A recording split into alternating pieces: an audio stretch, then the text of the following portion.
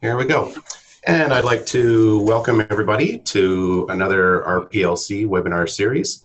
My name is Michael Blatherwick. I work here as a liaison officer for the Rural Policy Learning Commons. And our topic today is rural labor mobility, cohesion and social inclusion policy in Europe. And a couple housekeeping things for you. The presentation today will be between 30 and 40 minutes, and we'll open it up the floor to question and answers. Now, everybody who's tuned in, your microphones and videos are off. So to ask questions, please type your question into the Q&A box, which is at the bottom of your screen. And Lydia, our host, will answer those for you one by one. Other things to keep in mind, because this is an internet-based application, sometimes people's internet service, sometimes you get little disruptions in service, and we are not immune to it here at Brandon University. I have had in past where our webinar goes completely with no flaws, and then other times, sometimes it might cut out. In cases of where it cuts out, it usually only happens for about 30 seconds. So don't panic, we're still here, and sometimes it does take just a second to reboot. So stay online, and if there's any interruptions, don't worry, we'll be right back with the same webinar ID that you use to log in. Also, if you have problems with your own internet service, we are recording this session, and it will be available later on the RPLC and Rural Development Institute websites. For those that have registered, I will follow up with the link once the video is uploaded to our site. So if there are any questions, feel free to send us a message via chat, or you can put questions in the question and answer box. And all of that being said, I'll pass it over to our host, Lydia Carvel, who will introduce our speaker for the day. Good morning.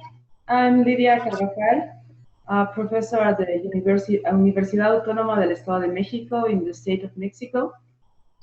I'm delighted to introduce our speaker, Philomena de Lima.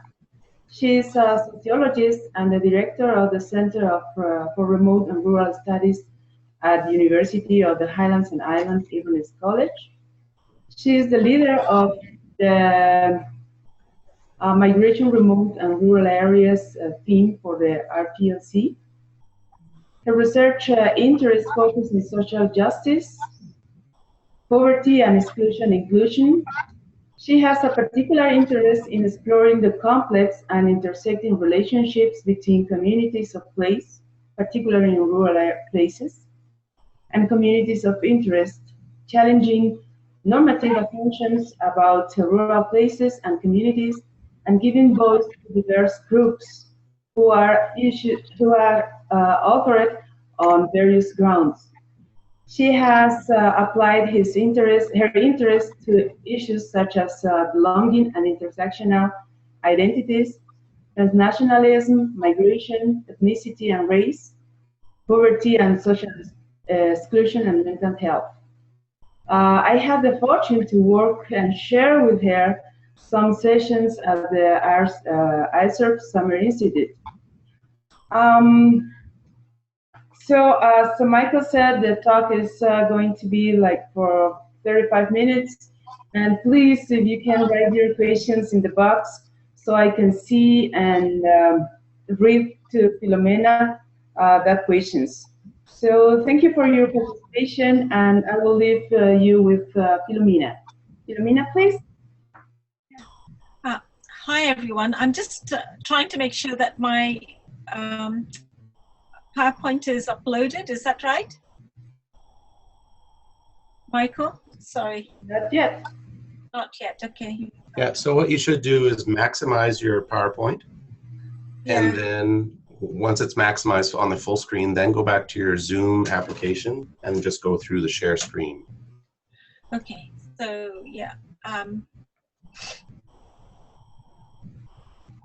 I'm just going to do that now. I thought I had done it, but... no worries.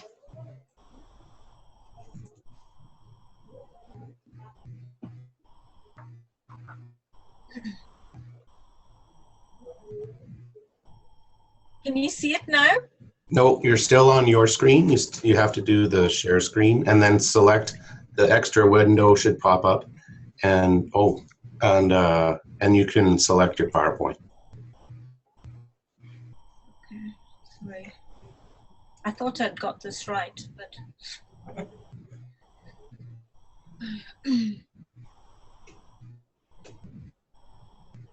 I had this problem with this before, so That's okay. Just at the bottom of your Zoom window. yeah, Are you looking at a picture of yourself right now? I am, yeah. Yeah, there you go. So that's it. And we can see your desktop at the moment. And I'm just going to, sorry. Is that okay? All we can see right now is the what do they call that in Apple? It's the it's your window that selects different files. So I can see Dropbox, all my files, iCloud. Yeah, it's very odd because it's telling me to stop sharing as though it is sharing. So,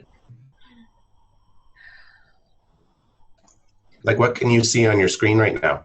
I can see my presentation, and I can see you at the side of the screen. Yeah, when you selected share screen, you didn't select your presentation. You selected the Windows Finder or the Finder application. Yeah. Okay. Does that show now? It's just loading. Now you got it. Yep, that's right. Sorry about that. No, that's okay. There's your first slide. Hi, everybody, and apologies for this slight delay in start. I know that you're all in different places, and I'm in Scotland at the moment, and it's the afternoon. So good morning to some of you that are I know in Canada and Mexico as well. Right, my presentation, and I've changed my title slightly, and I've called it Reconciling Labour Mobility and Cohesion Policies in Relation to Rural Areas of the European Union. And my structure of my presentation, I'm going to look at a couple of aims. I've tried to simplify it a bit. I'm not very well practiced at using webinars, so forgive me if I seem nervous and stutter along the way. A brief background to the presentation, something on EU policies on cohesion, and I will try and relate the EU cohesion policies to the experience of EU citizens migrating for work mainly, and look at it briefly from the point of receiving and sending societies, and some concluding thoughts. I veer between the terms EU citizens and EU migrants, and I think this just highlights some of the confusions in terminology that is very strongly reflected really in the discourses in the European Union about whether EU citizens or citizens of EU member states, whether it's France, Britain, the UK, are migrants, or are they just, or are they something else? What terms can we use for them?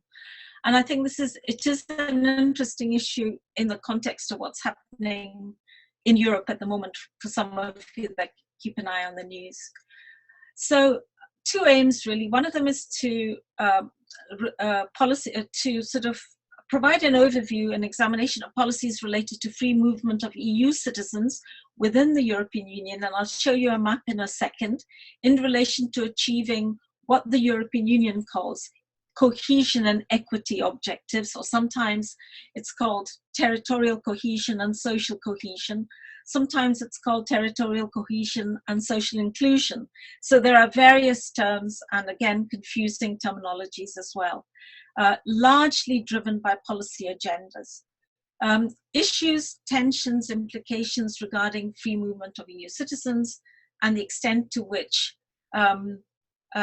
these meet the so-called cohesion policies that the EU sets for itself, but applying it to rural areas and communities in particular. My presentation is primarily, really largely based on a chapter that I contributed to a joint project with a colleague of mine called, who's Andrew Kopus. He and I edited a book called Territorial Cohesion in Rural Europe, which had a chapter actually on Canada and the US, but largely focusing on a project that was undertaken in the European Union, and reconciling labour, mobility and cohesion policies was a chapter in the book. The chapter itself drew mainly from key policy, examined some key policy, EU policy documents on free movement and cohesion policies using a broadly interpretive approach. Basically, by that I mean that policies are not just something that's mechanistic and sort of based on facts, if you like, but they also convey values, meanings, and various interpretations. It also draws on some literature, academic literature and research conducted by myself, but also by others, sort of on migration into rural areas of EU citizens. And I'll be quite specific about the EU citizens that I'm talking about largely, and that's largely related to the expansion of Europe, of the European Union, sorry, in 2004 into Central and Eastern Europe. And I'll come back to that and tell you a little bit, give you some information. In fact, I'll move to the next slide before I come back. So when I'm talking about the European Union, there are 28 countries now in the European Union as of 2013. The last country to join the European Union was Croatia, which is here. The countries that I'm going to be mainly referring to for this presentation, sorry, are what are called the Accession 8 countries. Just go back up. Accession 8 nationals, as I call them, I'll come back to the map in a minute, who joined the European Union since May 2004. And the reason why there's been quite a lot of focus on this particular group of citizens, if you like, in the context of discussions about intra-European, intra-EU migration, is because it was the largest inflow of EU citizens into rural areas.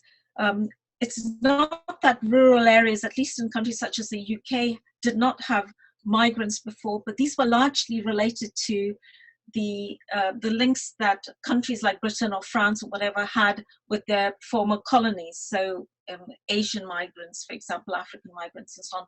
But they were fairly, they were fairly small in number.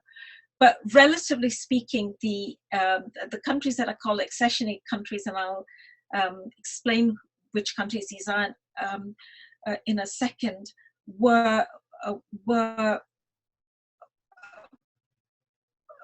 much more dispersed. They had a much more dispersed spatial pattern, and therefore rural areas, felt unable to cope with the large numbers, and commissioned quite a lot of research in 2004, between 2004 and 2007, when these migrations were happening.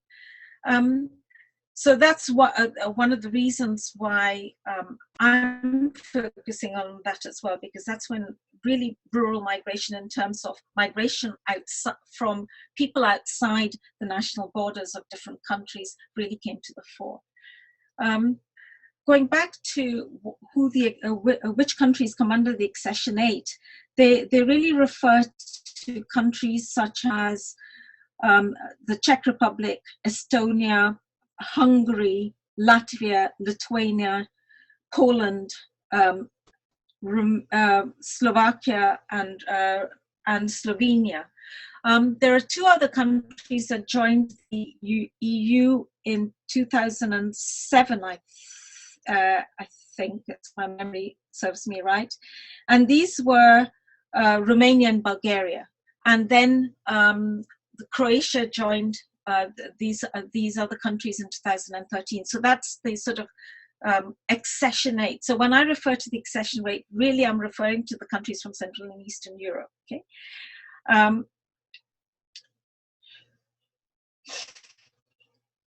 So EU cohesion policies, and what does it mean? I'm going to, as I said for this presentation, I've really sort of watered these things down quite a bit.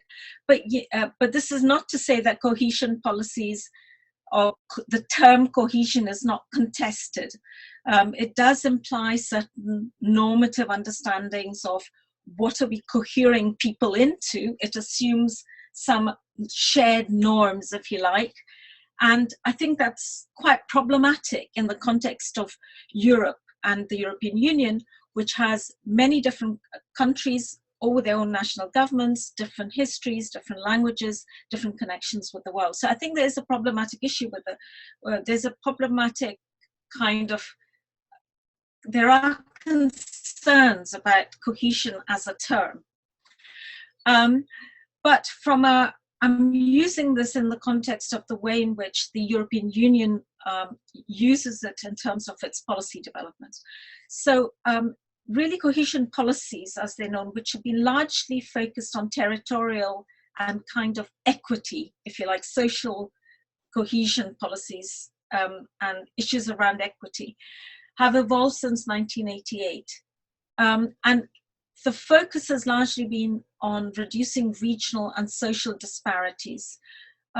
So regional disparities between, for example, Central and East European countries and Western countries, between the North and the South, and so on. And the whole idea was about, and also within that, ensuring that social disparities or social inequalities didn't increase as a result of that. So it has these two objectives, the regional objectives, which tends to focus largely on economic development and so on, and the social equity objectives, which often sort of are in tension with each other. So a statement, and one of the key driving objectives, if you like, for Europe, like probably many other countries, is smart, sustainable and inclusive growth. And you see this kind of language reflected not just in the European Union, but even in the UK and certainly in Scotland as well. And I've used the quote here because I think it conveys that kind of whole idea of economic and social, if you like. It talks about inclusive growth, meaning empowering people through high levels of employment, investing in skills, fighting poverty, modernizing labor markets, training and social protection systems, so as to help people anticipate and manage change, if you like, develop resilience, and build a cohesive society. And it also recognizes that the benefits of economic growth should be spread across all parts of the Union, including its outermost regions, thus strengthening territorial cohesion. And I think when it was talking about its outermost regions at that time, it was talking about countries such as the countries from Central and Eastern Europe. And so you can see that it's trying to do lots of different things through this notion of cohesion. So in terms of where this notion of cohesion policies have come from, some have argued that it's a particularly European notion. I don't really know. I'm sure I've heard of place-based policies and environmental justice and spatial justice issues in the context of other societies. But it's attempting to, if you like, it's attempting to add a spatial justice and social justice element to territorial policies and vice versa.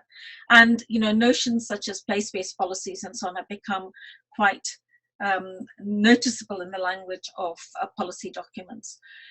It's also, from the perspective of the European Union, it's trying to balance different governance tensions between, if you like, developing European-wide policies and national diversities, which continue to coexist, if you like.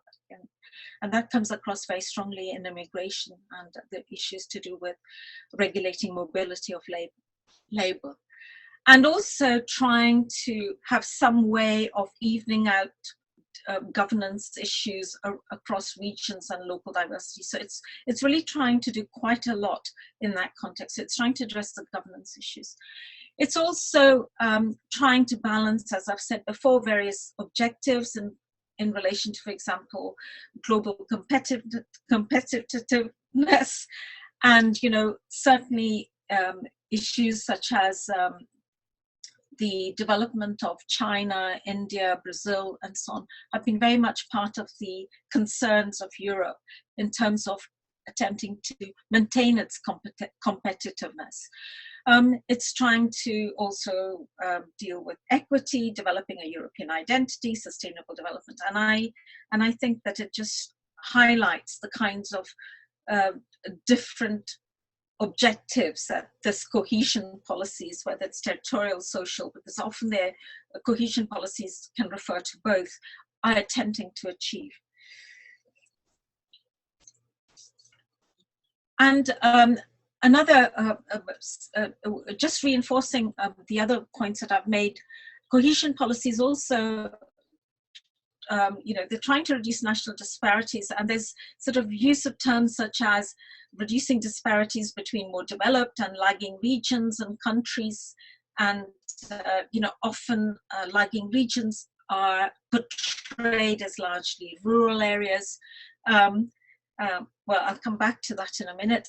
And encouraging even development, economic development across and within European member states. And those of you with an economics background will probably recognize all these things about trying to have different concepts of development and so on. So, the idea is not to have win-wins across the board, although I would question, and I think whether that is really happening, and I think others do as well. There's also another big underpinning issue that has driven the encouraging labour migration in particular, and that's the issue related to skill gaps and labour shortages as a consequence of declining birth rates, an ageing population, below replacement fertility rates, and so on. But in rural areas, we also, it's exacerbated by high rates of out-migration amongst youth and the economically active. And that's certainly a very important part of the discourse in terms of encouraging labour migration. So, and that's true whether it's urban or rural, but it as many of you who might be working in rural areas might be aware of, is that these trends are seen to be exacerbated in rural areas, in some rural areas more than others. Within this context of cohesion policy, then the free movement of goods, services, and people are seen as critical instruments to the achievement of cohesion policies. And to some extent, the focus that I'm going to have on is on the people side and on a specific part of the European Union, as I've said. In terms of moving to the EU freedom of movement policy, so the freedom of movement of people is really seen as a claim for the European Union as a legitimate, if you like, entity in itself. It's seen as very fundamental, and it's called the European project, EU without borders. We have all these sorts of terms, and fundamentally it's about the right of EU citizens, and you become a EU citizen by being a member of the United States, so of the member states, sorry. So I'm a EU citizen by the very fact that I'm a citizen of the United Kingdom. That's the kind of so you have to be a citizen of a member state to be a citizen of the European Union. And the idea is that it is about guaranteeing the right of EU citizens to move for work, family, leisure, and all sorts of other reasons. And And as I've said, it's seen as very fundamental to the EU's claim to legitimacy for the Union itself. A very interesting aside from this is that when I was looking at the EU documents that was very much emphasizing this kind of aspiration, was it compared itself often with the United States. And it very much saw the United States as a kind of model for developing its movement of people between countries, if you like. And that in itself, I think, is quite problematic. The freedom of movement in the context of labor is seen as as trying to encourage, trying to free up, trying to have more flexible labor markets with regards to movement of people between occupations and of workers from one member nation to another. And it's very much, this idea of job mobility is seen as very important in this context, partly because of the demographic changes, and partly because it's seen as a good way of, if you like, meeting its economic and social objectives. However, when you start looking at the freedom of movement within the EU, it is very complex, multifaceted and multi-level, both in its creation, operation, and I should say in its governance. And there are a couple of things that are, and again, if you're aware what's happening in Europe at the moment, if you listen to the news, if you keep in touch with European sort of migration issues, there are tensions between an economically driven demand for labor migration and political pressures for restriction. And that's certainly the case for the United Kingdom, but it's the case across Europe, and has become far worse in the context of the economic crisis since 2007. And these discourses are in constant tension with each other. And it's being played out obviously in the United Kingdom, where the present government has committed itself to a referendum as to whether the United Kingdom should be part of the EU or should leave. And it's a very difficult time, and very difficult to know where the freedom of movement policies are going. There are basically a coexistence of two regulatory immigration regimes. One of them is the intra-EU labour mobility, as I've explained to you, which is the right of EU citizens to move to any country they wish, although I will come back to some restrictions there, and non-EU immigration.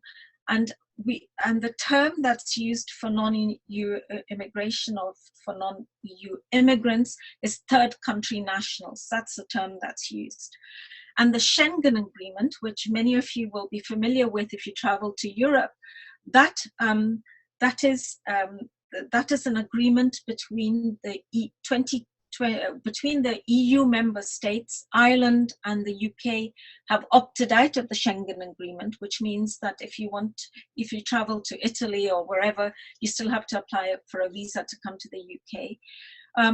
The Schengen Agreement also includes Norway,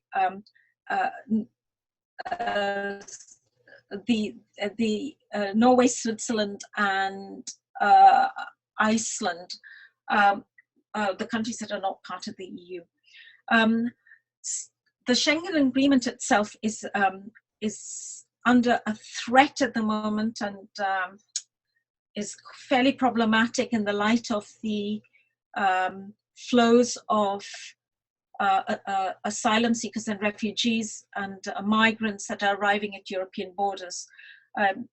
Again, there are countries that have started erecting borders of various sorts, and there's been a big debate, discussion about, what is the future of the Schengen Agreement within that. But as I've said, countries such as Ireland and the UK don't participate in it anyway. And certainly immigration is a big part of the discourse around why the UK should leave the European Union at the moment.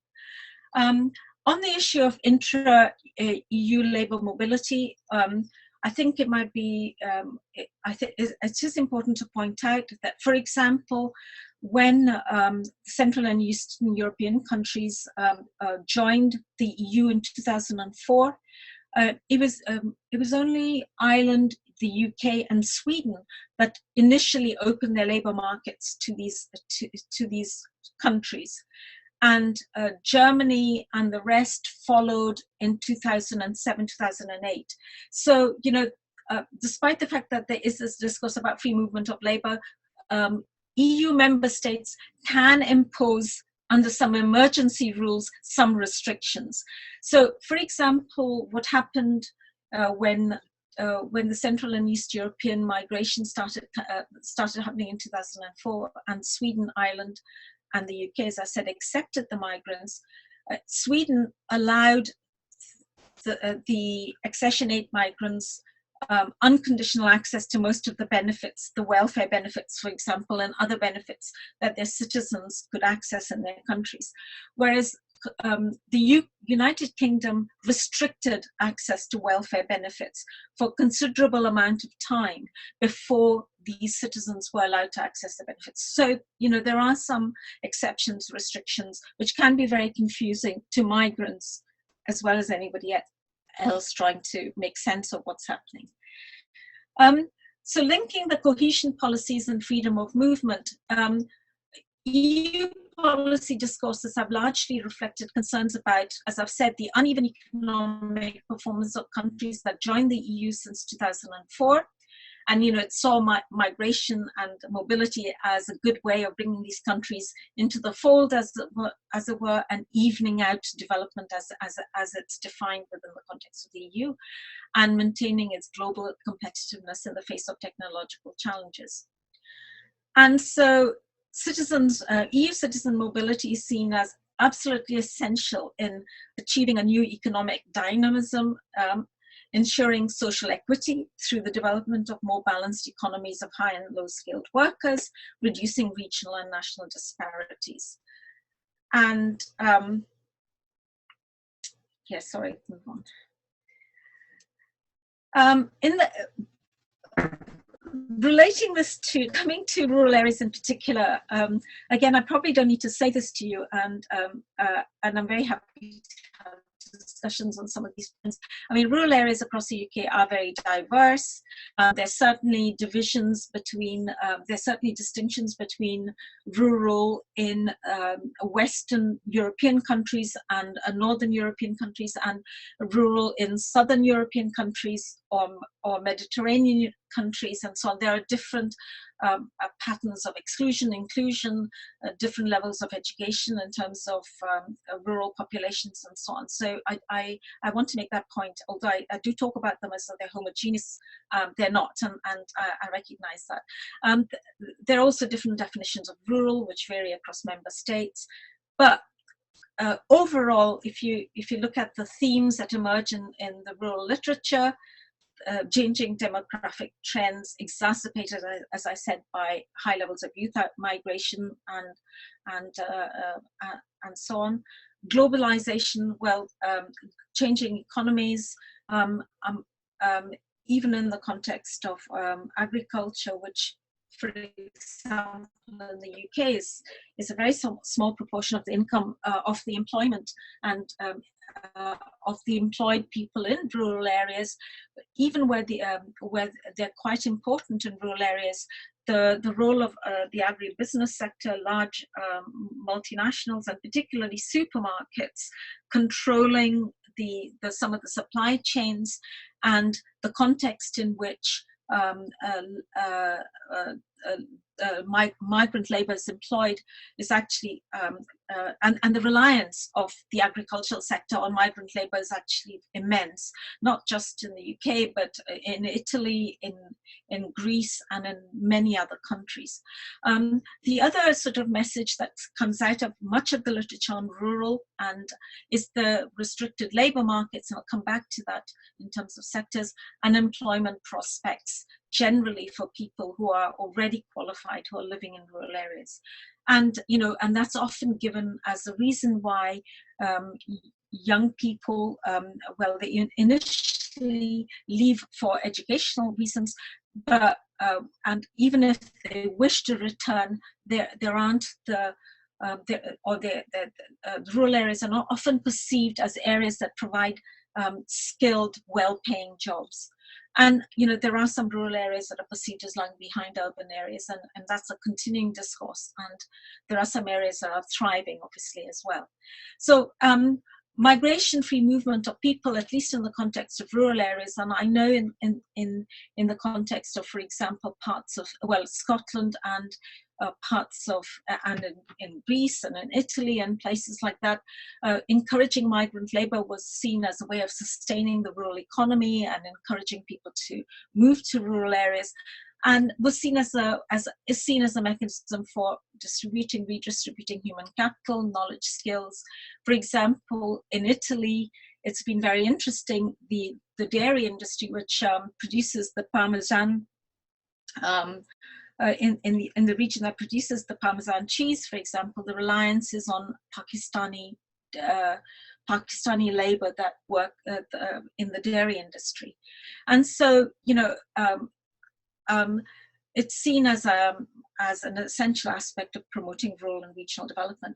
And this doesn't just apply to in-migration of people from outside the national borders. It includes people who might move from urban areas to rural areas. And the work that Eileen Stockdale, for example, has done in the context of Scotland focuses on, you know, urban migrants moving to rural areas as important contributors to economic development in rural areas. So just quickly moving to, you know, the social cohesion aspects of this policy of regional development, encouraging people to move around to meet the labour needs where it's required, if you like, to ensure an effective functioning labour market. How does it actually work out?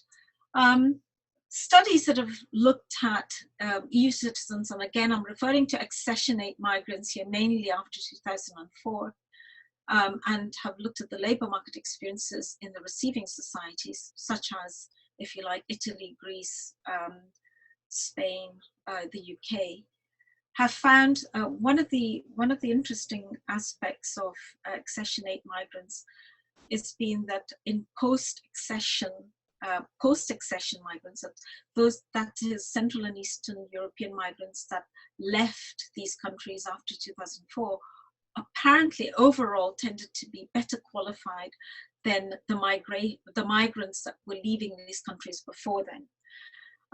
So despite their qualification levels, occupied, based on some of the studies here, but continue to, because we've been examining these issues more recently, mainly low-skilled and low-paid work, exacerbated by particular constraints of rural labour markets. So the types of works that they generally tend to be employed in rural areas tend to be semi-skilled and unskilled.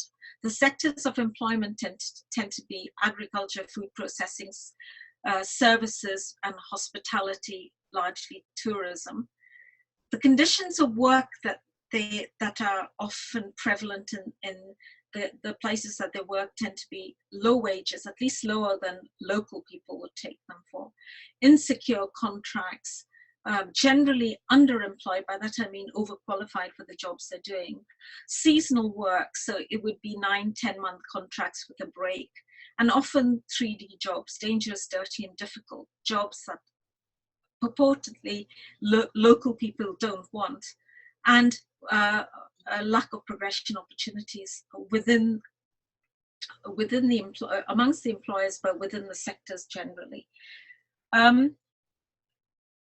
So one of the questions that has arisen by some writers from Central and Eastern Europe is, you know, on the one hand, you could argue that obviously the labor is going, the people are moving where the labor is required, and of course that's a very efficient and effective way of ensuring that the labor is in the right place. That's surely a very good example of the labor market functioning well. On the other hand, there are others who would argue that is this a case of brain waste? And the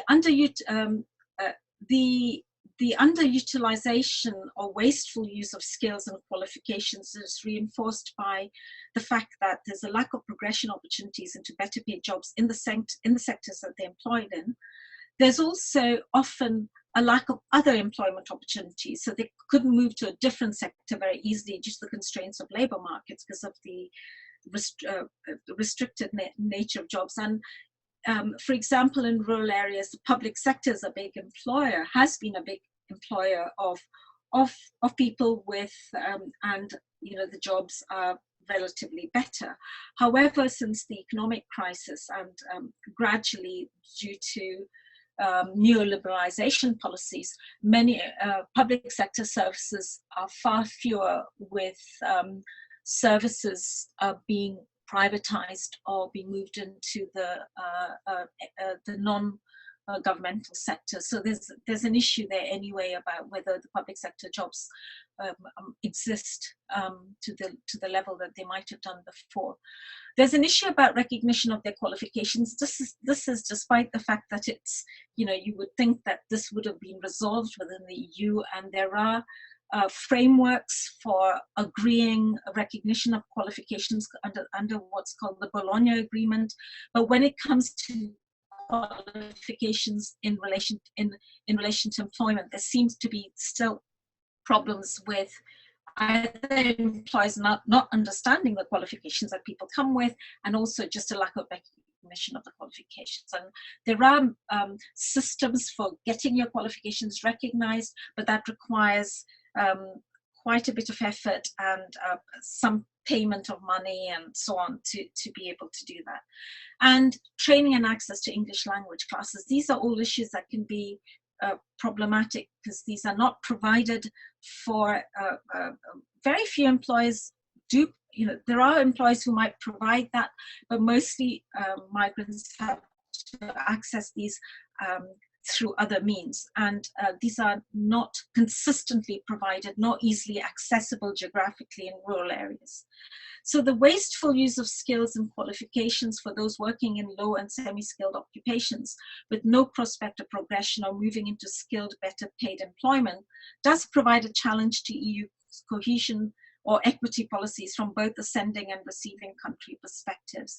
From the sending country, I will come back to the sending country perspectives in a second, because there are issues from their perspective as well.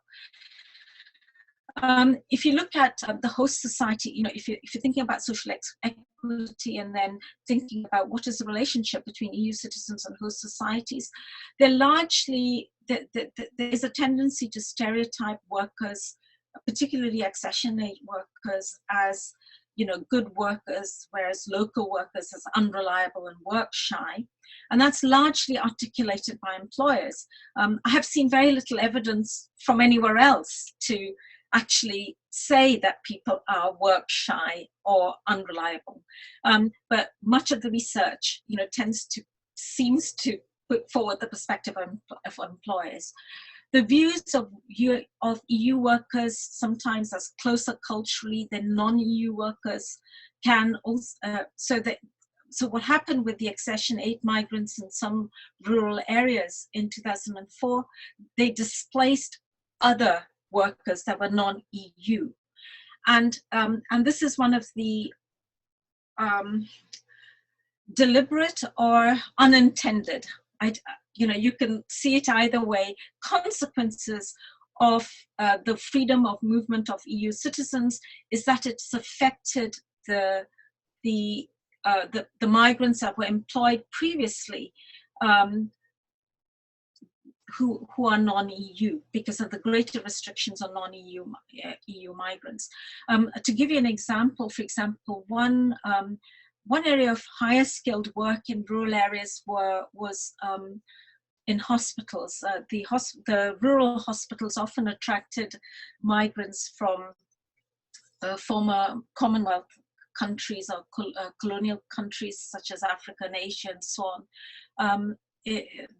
attracted people into hospitals to work as trainee doctors and so on. Well, that no longer was possible because there was a requirement to employ EU migrants and not non-EU migrants. So, it actually affected a whole lot of other groups. Surveys also suggest negative attitudes towards EU citizens because host society or host communities don't often distinguish between EU citizens and immigrants or migrants, because everybody's put into the same box, if you like, and they don't make that distinction. And the tendency is for generally people who are in lower paid jobs, lower levels of education, and older people to have the most negative attitudes. And they tend to be seen as taking away jobs from locals, displacing local workers, and also increasing competition for low-skilled jobs, leading to even lower wages. These are perceptions, and I know they're contested on both sides. There's a lot of literature that tries to show how migrants contribute to local economies and so on, and equally there are researchers and there is literature that says that we need to take into account some negative externalities. So EU citizens are often perceived as competing for limited resources and services such as housing with local people, placing unfair burdens on public and social services, host societies as welfare magnets. And this is very much reflected not just in the UK, although it's coming to a head in the context of the forthcoming EU referendum, that EU citizens come, they come to the UK because we have such a good welfare state. Now this contrasts very strongly with evidence that suggests EU citizens in low-skilled paid work are more likely to experience social exclusion in many spheres. They're more, at the moment, and particularly since the economic crisis, they're more likely to be underemployed or unemployed, homeless, less likely to access benefits, sometimes because of eligibility rules, and they don't often have the services that meets their needs, and this can be worse in rural areas. So if territorial and social cohesion are to be achieved simultaneously, how can potentially negative impacts, perceived or real, on some groups in host societies, for example, those that are unskilled, those with low educational qualifications and so on, how can their concerns be addressed? And I think one of the issues that comes up for me is that we have very little research that actually really explores the views of host communities. We have a lot of research that identifies the barriers that migrants face generally in rural areas, but very little understanding of host community perspectives on this. So when it comes to facilitating an inclusive European identity, there is a view that when this quote refers to they, there is a view that EU migrants are becoming visible again, particularly in the context of the economic crisis. Whereas before they might have been seen as EU citizens or fellow citizens, they're increasingly being turned into migrants who no longer enjoy, if you like, unconditional European citizenship. Migrants who are no longer free to be just European residents, and whose tolerated presence may be henceforth conditional on their willingness to integrate. And this is becoming, as I said, is coming to a head, particularly with the EU, with the UK trying to basically the whole argument at the moment is it wants to reduce the number of European citizens coming to the UK, but it wants to restrict which it can't do, but it wants to restrict their access to welfare benefits. When you look at the issue of remittances, and again, I know there's a big debate about remittances and the impacts on sending and receiving societies and so on. There isn't a huge amount of research on this yet, but it does suggest that there was an increase in remittances back to countries such as Poland and the Baltic states, but these amounts, particularly in the case of Poland, were very small. and also this lack of clarity as to what remittances are used for. There was a recent document that was published by the European Union that seemed to suggest that much of the EU migrants tended to be saving their money to see them out when they're unemployed. And largely these the remittances were being used for either self-employment on a very small scale, or to enabling them to manage for a longer time without employment. And there is a debate about whether the remittances really compensates for the loss of human capital in the sending countries. And again, this is the evidence is not very clear cut. It's also important to point out that countries such as Poland and Central East European countries are experiencing the same kind of demographics as the rest of Europe. And since 2004, certainly countries such as Poland have experienced a substantial loss of working age population, so much so that the Polish government, following the economic crisis, was trying to encourage Polish citizens to return back. And there is some research that suggests that there are huge challenges with people going back and reintegrating into their economies. It's not an easy process. And I think, again, it's an interesting issue that needs to be explored further. They've also been experiencing skill shortages themselves. And whilst if you like, non-A8 countries such as in the Northwest and South, in fact, have had brain gain from Central and Eastern European countries. Central and Eastern European countries haven't had the same kind of migration from South to Eastern Europe, or from Northern countries to Eastern Europe. There hasn't been that circulation that except in any sort of way. So they've just lost population, but they haven't gained population from other parts of Europe. So I think there's a kind of real issue there around, the long-term sustainability of that strategy. And there are also concerns about whether the high rates of outmigration, the implications of that for sustaining the social protection systems in countries such as Poland and Hungary and so on. And there certainly is some literature around that. So concluding thoughts. I think that one of the challenges really in this notion of cohesion and territorial cohesion in particular is its vagueness, but some have argued that, and it's a normative concept in a way, which just assumes everybody agrees with, which assumes that we're all sort of on the same page with it. But but it's seen as governments and institutions. It's seen as a useful thing for governments and institutions because the concept is so malleable. It can be used in any way people want, in any way politicians or policymakers wish. So it's seen as flexible but from an academic point of view, and sort of looking at it from a theoretical point of view, I think it is problematic. The extent to which a free movement of labour is contributing to the EU goals of territorial and social cohesion within the EU is really difficult to pin down. It seems to me there's contradictory evidence on both sides, and I think there continues to be some research that actually explores these issues, because it doesn't seem to be very well explored.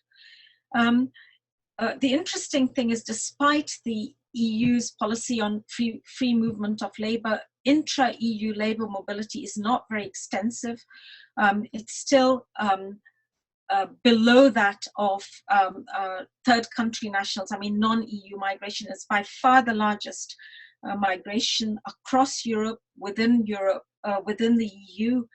And despite the aspiration to have this kind of movement of Europeans going from one place to another in search of good quality jobs and so on, most Europeans when they have been surveyed in the European Union, do not have plans to move to another country, particularly.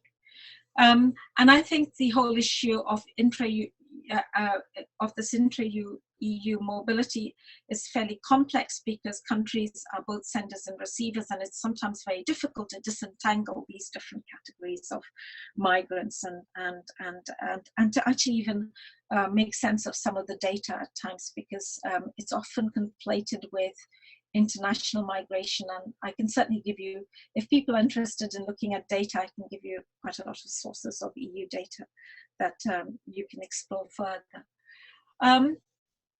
I think one of the major concerns really in the debate is the lack of attention paid to the distributional effects of the free movement of labour on territories with constrained labour markets. I mean, for example, as I've highlighted, the impact on particular groups, those in low-skilled work and without educational qualifications, but also on the potential for young people who have been brought up in rural areas to have the possibility of living, and you know, it's a challenge, and I don't know how we balance these things out. You know, many of the studies, for example, on remittances and so on, and there aren't that many of them in the context of the EU, Central and Eastern European societies, and since 2004, at least in the English language, perhaps there's quite a lot written in, you know, Polish and Czech and so on, but it's not easily available in English. But the view tends to be that macro level studies are important in showing us general trends and so on, but we need to have more in-depth exploration at local and regional levels in terms of, you know, how cohesion actually is working out in practice.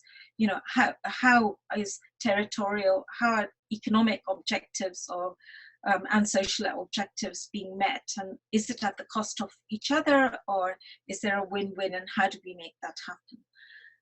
I think that's me, and I'll stop there. Thank you very much. Okay, thank you, Philomena.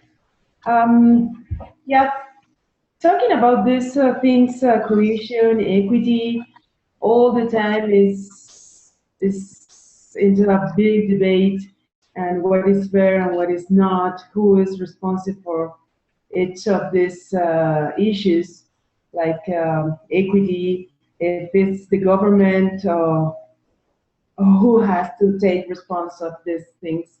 I have a question for you from Christina. She says, thank you, Philomena. You have mentioned the perceptions about migrants taking away jobs from locals, and yet migrants are more likely to be homeless.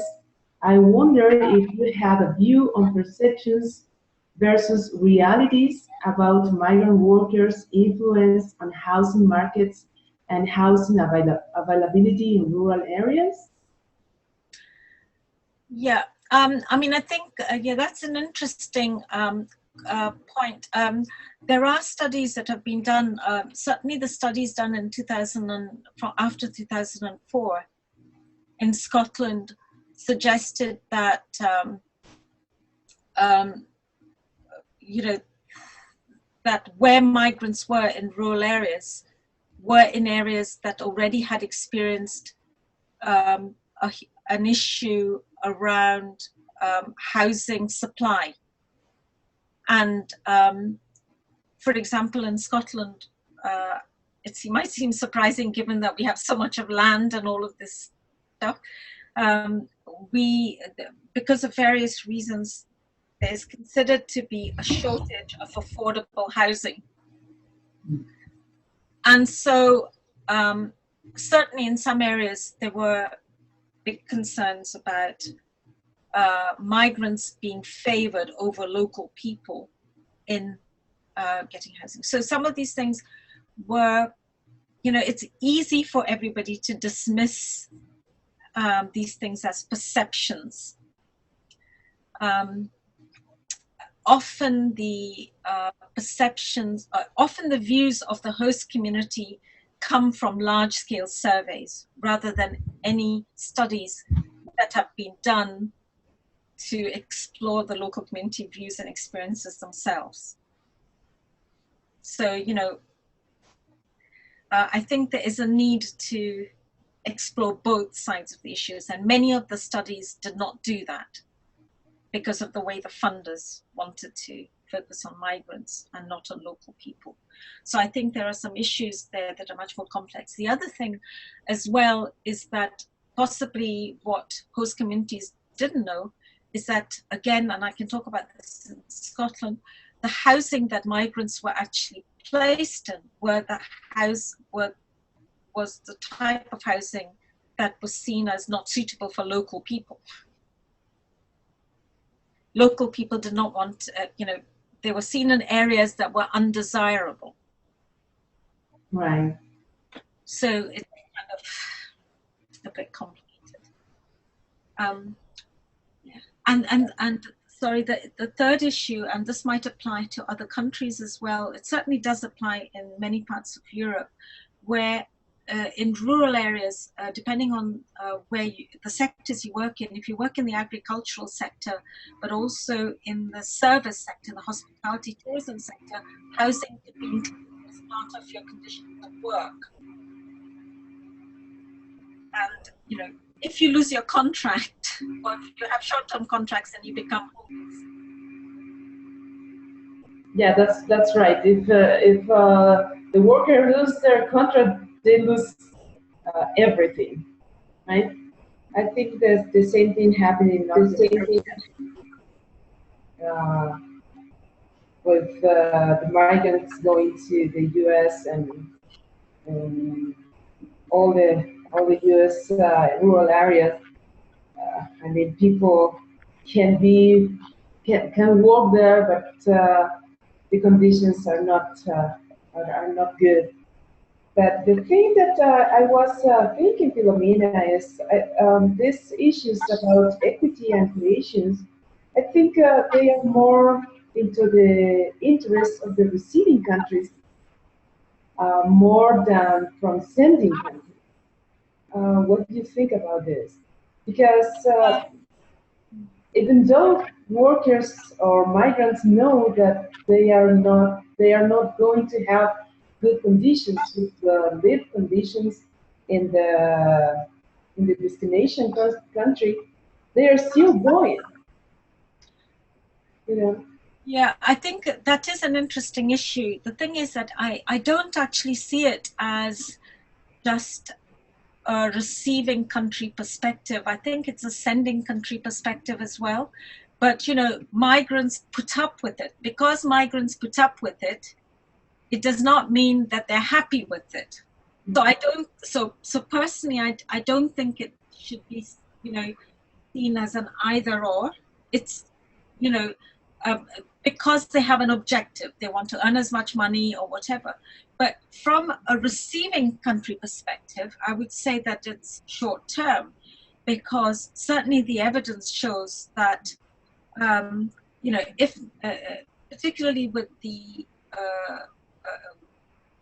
with some categories of, you know, because I think I'm just thinking of comparing it with the Mexican, thinking about the Mexican migrants going to Canada, whereas European migrants from Central and Eastern Europe coming to the UK or going to Italy or whatever, it's not the same. The distances are not the same. It's, you know, they're making different decisions in Europe. European citizens can decide they don't have to permanently move somewhere. I mean, people don't know whether they're going to permanently move anyway.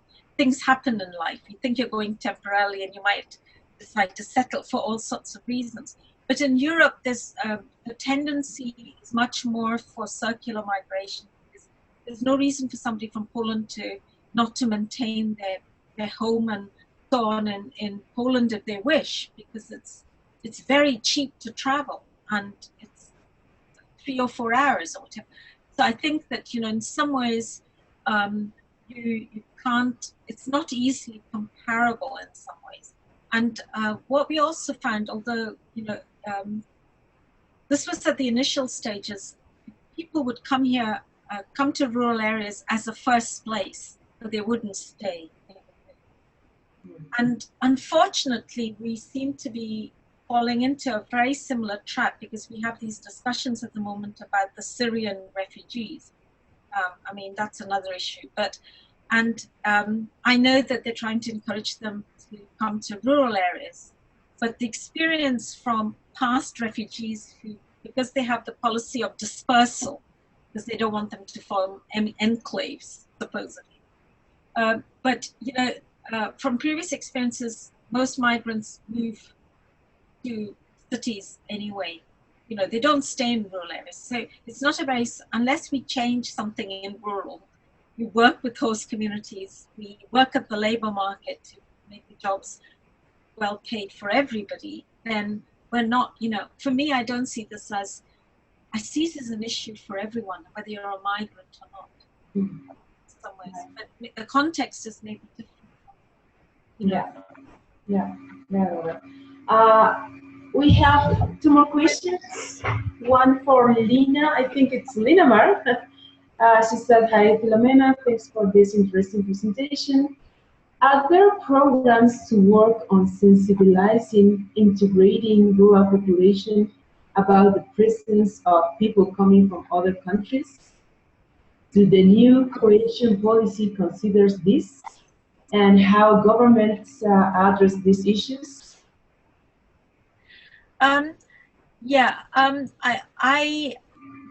That's something I didn't mention.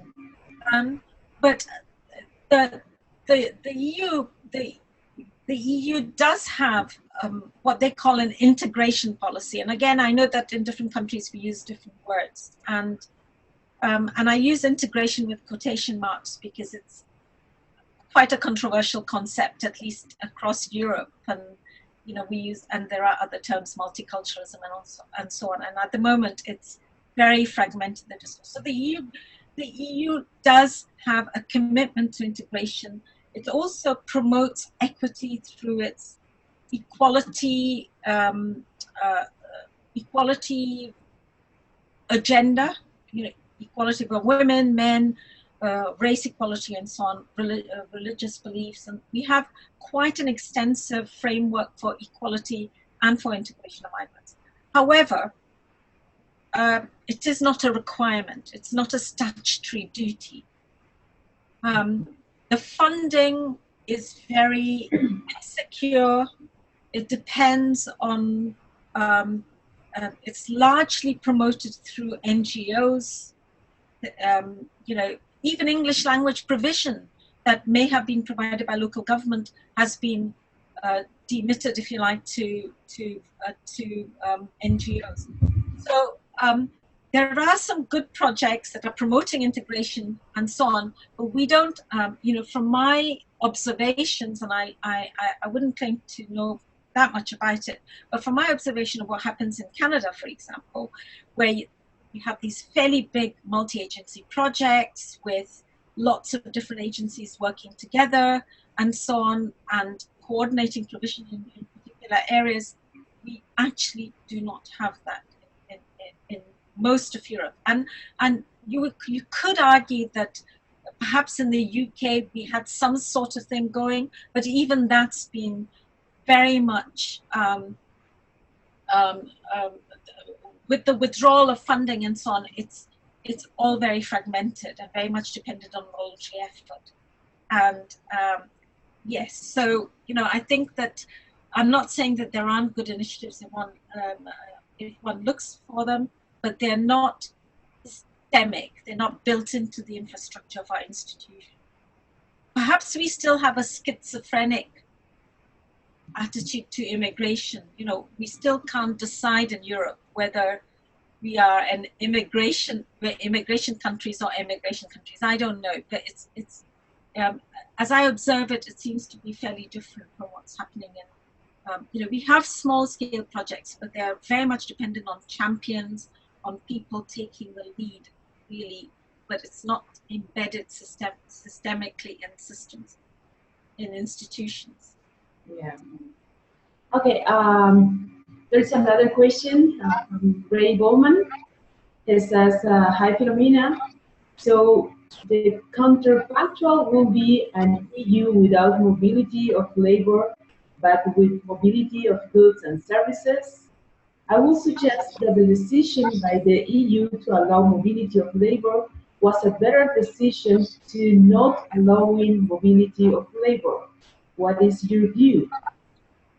Yeah, I don't disagree with it. I don't, I know that that's raised. I mean, I don't disagree with it. I think what I'm just trying to you know, and I think anybody who thinks about Europe, and I'm just thinking about the debates that are happening in Europe, in the UK at the moment, you know, most people see the ability to be able to move anywhere in Europe, although in the UK we're not as generous maybe because we're not part of the Schengen agreement. You know, without having to apply for visas and so on, everybody feels that's convenient and a good thing. I suppose what I'm interested in exploring is, you know, it is. I'm not saying it's not a good thing, but what are the, you know, what are the social equity issues in this context? How can we address? I mean, you know, are they irreconcilable or are they? And how do we make them so that, you know, there is some sort of equity? I mean, I suppose that's my concern. But I don't disagree that I wouldn't like. I enjoy labour mobility or being mobile in Europe as anybody else. But you know, one of the things that we have to bear in mind is that most people are not mobile. Yeah, and I think this is related with the inclusive idea and how to fight poverty. You know, but I don't know. Could you share with us a little more about how to fight poverty with this inclusiveness idea?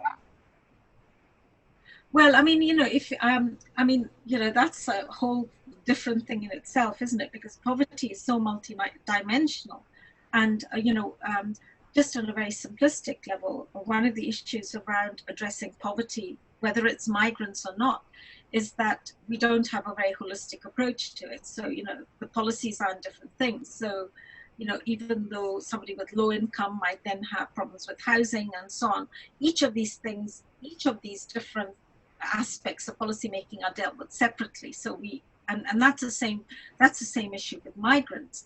But you know, one of the interesting discussions that has well, I'll take the Scottish example, and I know there are other EU countries that have been discussing that, is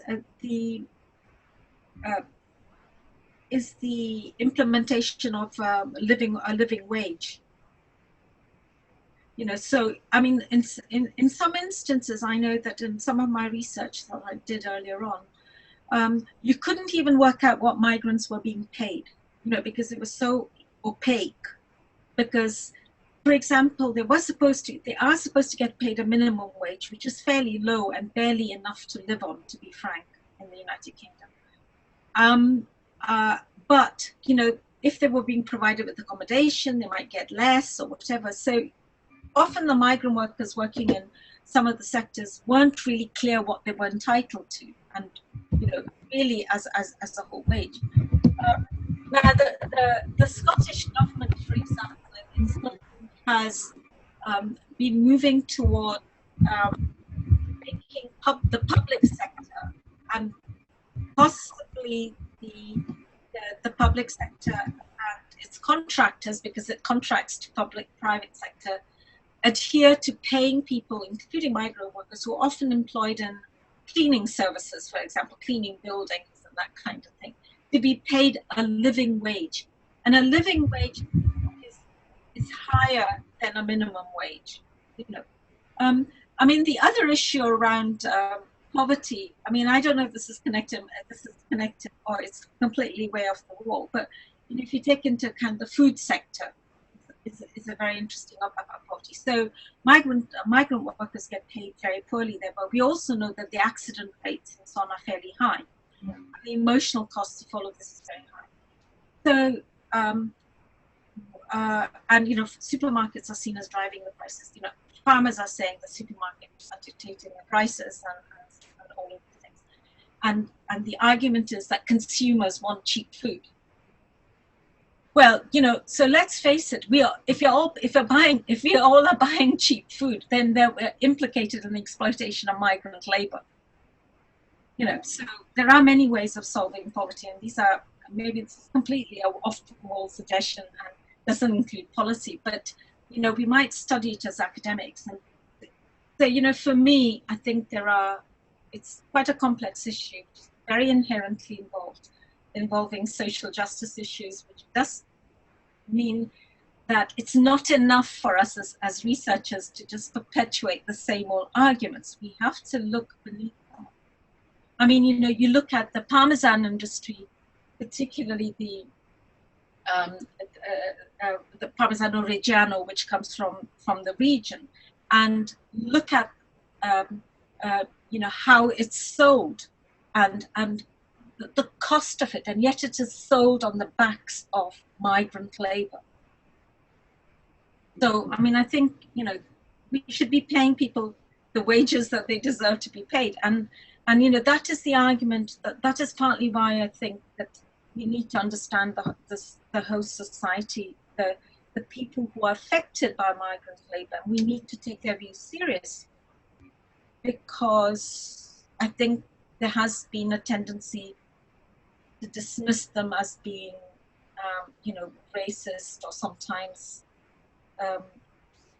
sort of work shy and so on. And I don't know, because it's second-hand information to me, and I have not seen studies that have actually deeply explored this in any deep sense. Yeah. Well, thank you, Philomena. I don't see more questions. I went on for too long. And I don't know if we still have time, Michael. If there's no other questions, we can kind of wrap things up. I know a couple of people had other meetings as well to commit to, so that's fine. So I can, I guess we could thank Philomena for her time and sharing her presentation today. If that's okay with you guys, we'll wrap everything up. Yes? Yeah, that's fine with me.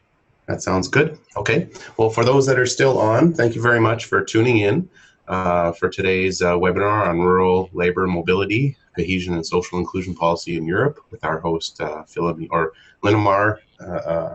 Lydia Caraval, and our presenter is Philomena de Lima. A copy of this presentation will be available on the Rural Development Institute website. For those who have registered, I will send you the link, and a copy of the video will be posted to our YouTube site. So thanks again, everyone, for tuning in.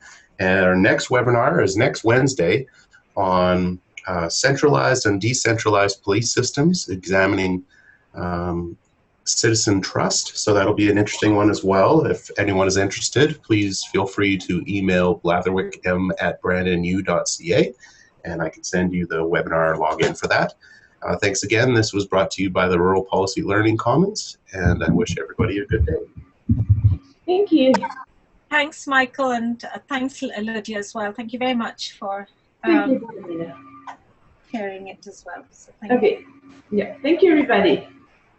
Thank you. Bye. Bye-bye.